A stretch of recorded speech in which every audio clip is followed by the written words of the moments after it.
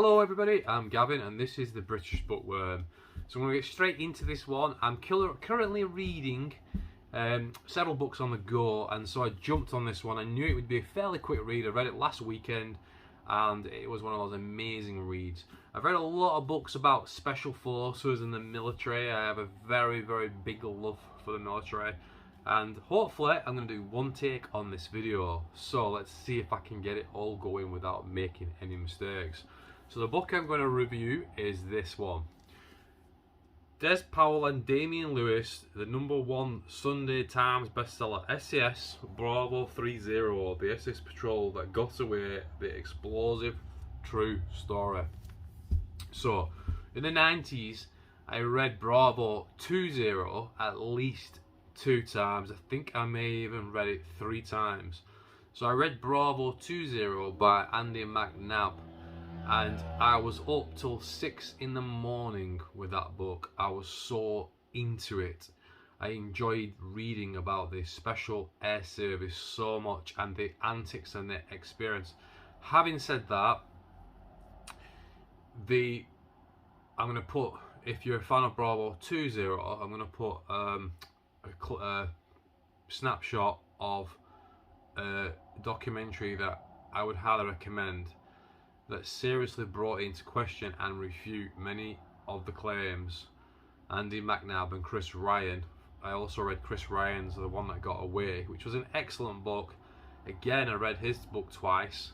I was absolutely massively into the story and the legacy. I read a lot of books on the Special Air Service, Paras, Marines. I've read a lot of books on the military. I'm a massive fan, supporter, and I look up to everybody in the military. More side of it, I look up to many people, or the majority of the people that serve their nation by being at the front line or taking risk and sacrifice.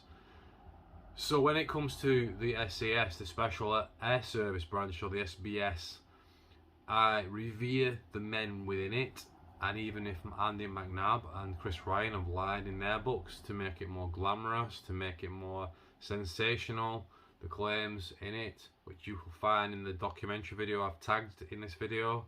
I'll put a copy link under the description of this video that you're watching now.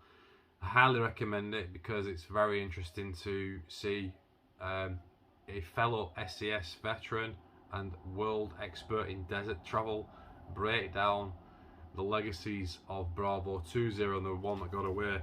But this book is Bravo 3 Zero. Now, it's difficult to know where to start. This book was sensational. It's a sensational read. Because I've read so many books like it, I just know what to expect.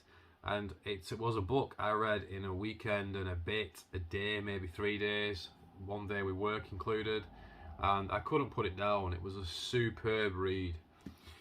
But obviously my mind works on realities, and when you read Bravo 3 Zero, right, it's very upsetting how the British government, the Ministry of Defence, and those that be, how much they screwed up in the Gulf War of '91, and how much they fucked up the Bravo missions.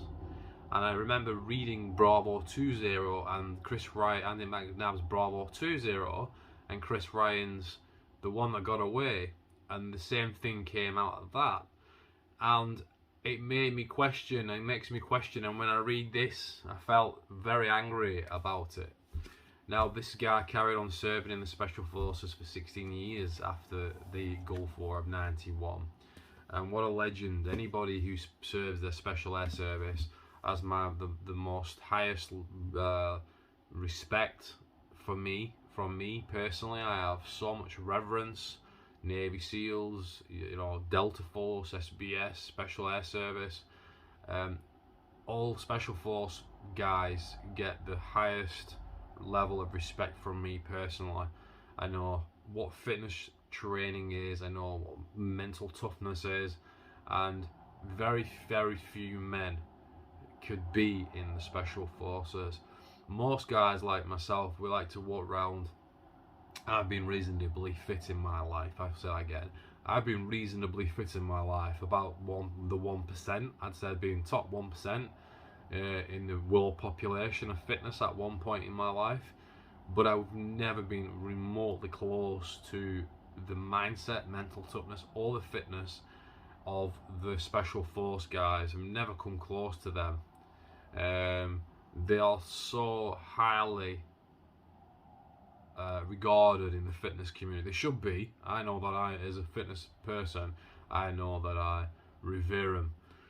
So this follows the Bravo 2, the Bravo missions, but it follows Bravo 3 Zero. And they, how can I put this without spoiling the story that much?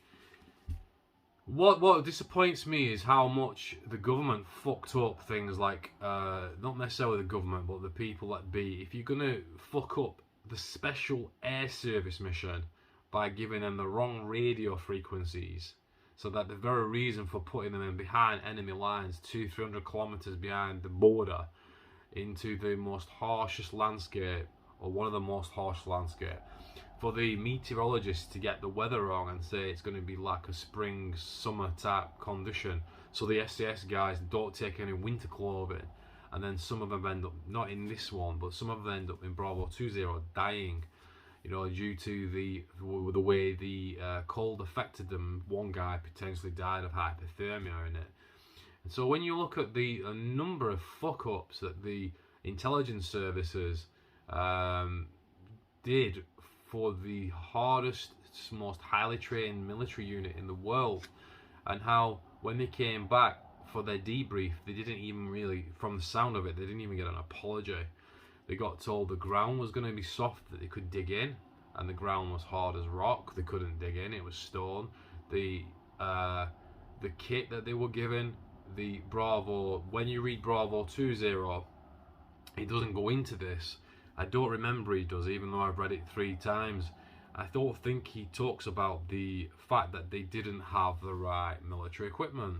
So they didn't have the Pinky, the Pinky Ranger rovers that the SAS are renowned for using, and they've ended up using some civilian ones. So Bravo 1 and 2 Zero basically decide that the Range Rovers that they were being given from a Cyprus base, RAF base from Cyprus, that they shipped to Iraq for the Special Air Service to use to drive around, the Bravo 1 and 2 decide that they're better off on foot.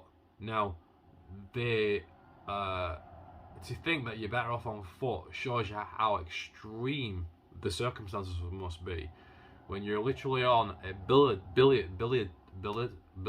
table, a flat table, tennis table type landscape, where there's no hills, there's just big stones, but you were getting told by the intelligence community that you're going to have summer weather, that it was going to be soft sand, that it was going to be smooth driving, like the train in the United Arab Emirates.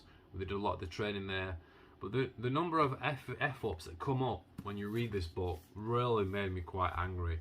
And I'm got to say, as someone who was seriously considering joining the Royal Marines for quite a long time, both due to when I find out about things like this, what happened to the most elite soldiers in the world, I'm so grateful that I never joined the military, and for political reasons. But that doesn't change that I have the highest respect for the military and for the special forces. But I do not understand why they put up with the fuck ups that they put up with. And I suppose it's the military command, the command structure. But for them to be sent into Iraq with bad maps, bad intelligence on the ground, bad equipment, having to beg Navy SEALs for some of the equipment to help them before they go out. I mean, the number of mistakes was just beyond belief, to be quite honest. But as a read, this is sensational. So I'm going to give it a 5 out of 5. It does go into he talks quite a bit about Bravo 20 throughout the book. Like in the book, when he's talking about being in the two vehicles in the desert, that they get dropped off by a Chinook in the middle of Iraq in a place called Scud Alley. So what they were intending to do is Iraq was shooting these Scud missiles over into Israel to try to get Israel into the war, so the Allies, which are the Arabian countries, would then pull out of being involved in the war against Iraq, because we were using Saudi Arabia as a launch platform or launch base, and some of the other Arab countries. So therefore, Israel, if they had dropped their parachute regiment into Iraq to try and hunt for the Scuds that were being lobbed over to Israel and randomly hitting cities, then the Allies would have broken down and the war may have gone awry. So that's kind of why the Special Air Service was originally dropped into Iraq. It shows you how rushed it was as well for the Bravo squadron of the 4 squadrons of the SAS. It is very confusing to think that in the entire British military, the best they could come up with was send them some civilian looking Land Rovers, and the fact that they did that is just truly shocking. He later says in the book that it may have been a blessing in disguise, which you can find out if you read the book. It's a fantastic book. I'm also going to link some interviews up at this point in time. I'm going to link some podcast interviews of Des. I'm going to do that.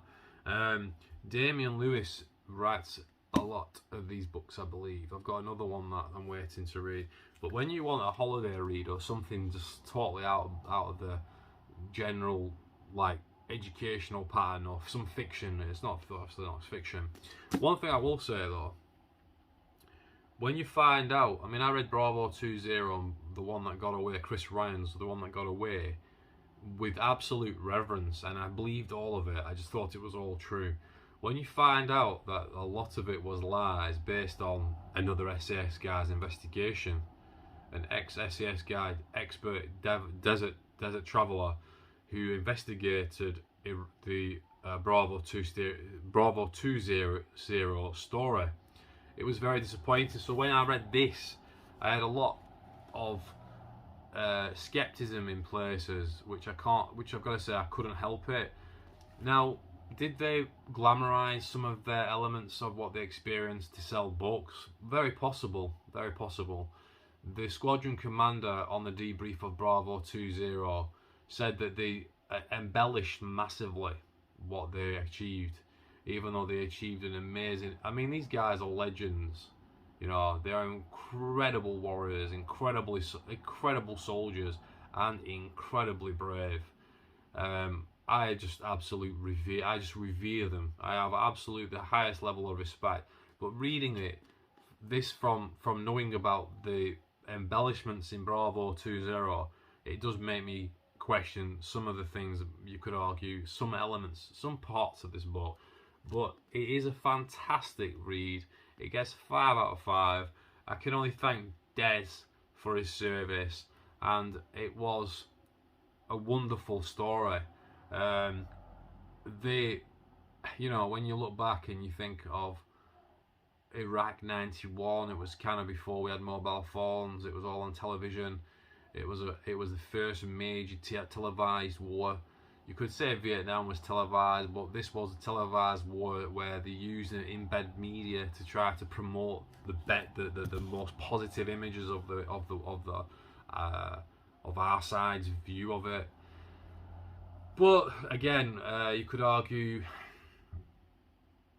could we have handled things better?